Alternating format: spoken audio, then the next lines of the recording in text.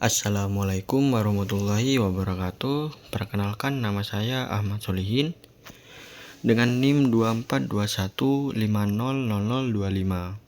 dari kelas B dan mata kuliah Pengantar Keamanan Cyber. Di sini saya akan mempresentasikan audit keamanan dan mitigasi celah web aplikasi pada platform e-commerce.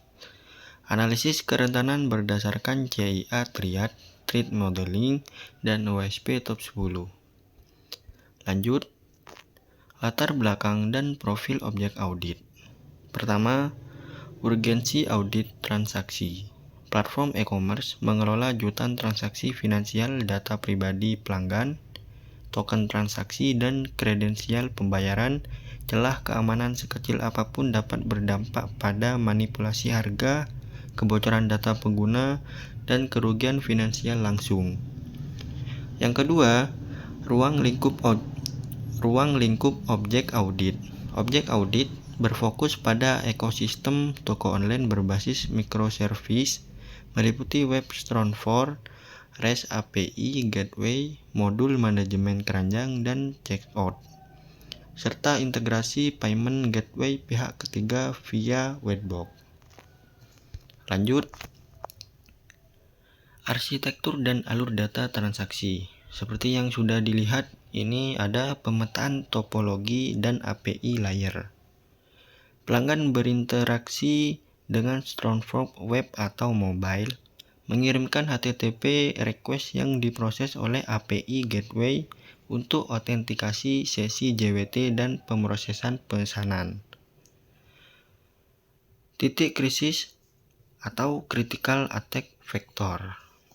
Yang pertama, transaksi checkout API (risiko manipulasi harga). Yang kedua, API endpoint order detail (risiko IDOR atau kebocoran data). Yang terakhir, callback webbox payment gateway (risiko replay attack). Selanjutnya, pemetaan celah (CIA Triad dan OSP Top 10). Di sini ada pemetaan. Yang pertama, prinsip CIA, OSP Top 10, bentuk temuan kerentanan dan tingkat risikonya. Yang pertama, confidentiality dengan tingkat risiko kritikal dan integrity di tingkat risiko kritikal dan availability di tingkat high dan confidentiality dan out di tingkat medium. Lanjut, confidentiality dan integrity (POC), yaitu proof of concept. Yang pertama, insecure direct object reference (IDOR). Di sini terjadi ketika aplikasi web memberikan akses langsung ke objek seperti data pesanan, berkas, atau profil.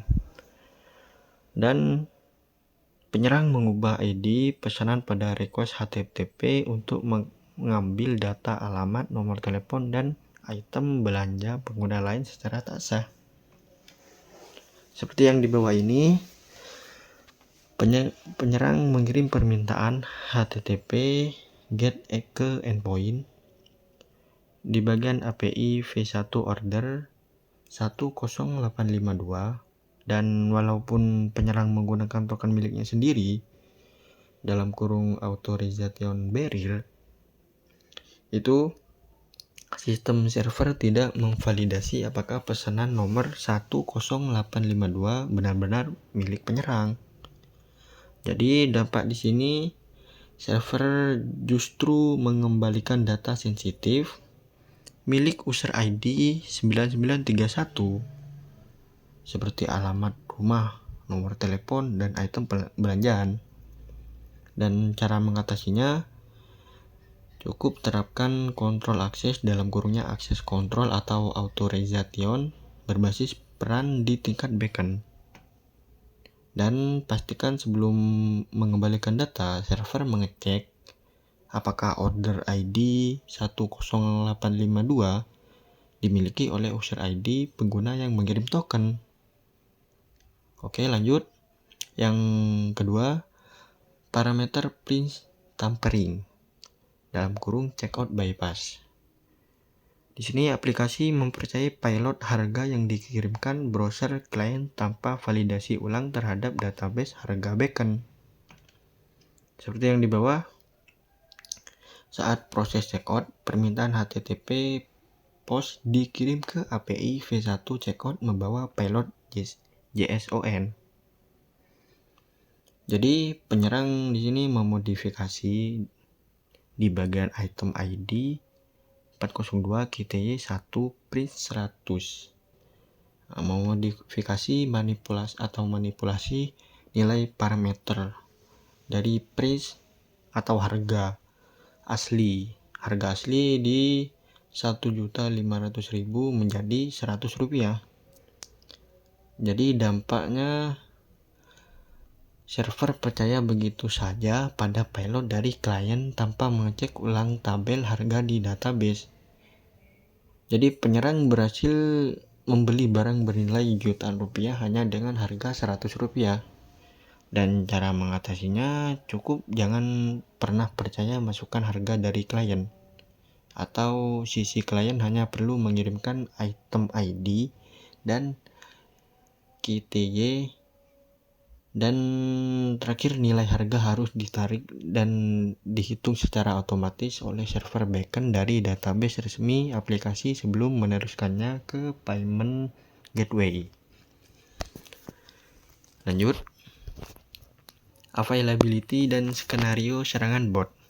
Skenario inventory hoarding dan bot DDoS. Pertama, tanpa rate limit dan CAPTCHA. Penyerangan memanfaatkan script automation atau bot untuk melakukan request booking stok barang dalam jumlah masif saat promo event. Yang kedua, inventory exhaustion. Di sini stok barang habis dikunci oleh bot tanpa diselesaikan pembayaran, menyebabkan pembeli asli tidak bisa bertransaksi. Yang terakhir, dampak bisnisnya, di sini penurunan omset drastis, lonjakan beban server API dalam kurung HTTP 504 gateway timeout, serta rusaknya reputasi platform e-commerce. Lanjut, matrik penilaian risiko dalam kurung threat modeling. Ada ID ancaman, skenario ancaman transaksi, dan probabilitas, dampak atau impact, dan klasifikasi risiko. Yang pertama, di TH1-nya risikonya kritikal dan TH02-nya di kritikal dan TH03-nya di high. Dan TH04 itu di risiko di tingkat medium. Lanjut, rekomendasi mitigasi arsitektur dan teknik. Server-side pre-validation. Aplikasi wajib mengabaikan harga dari klien, hitung total harga dan diskon secara explicit di backend database sebelum meneruskan pesanan ke payment gateway. Yang kedua, robust access control dan UUID. Gunakan UUID V4 untuk menggantikan incremental order ID. Terapkan otorisasi berbasis kepemilikan sesi pada setiap API endpoint. Yang terakhir, API throttling dan anti-bot WAF. Pasang web aplikasi firewall atau WAF dengan fitur reCAPTCHA V3 dan rate limiting ketat dalam kurung maksimal 5 checkout atau menit per IP untuk membendung serangan bot. Lanjut, evaluasi postur keamanan sistem.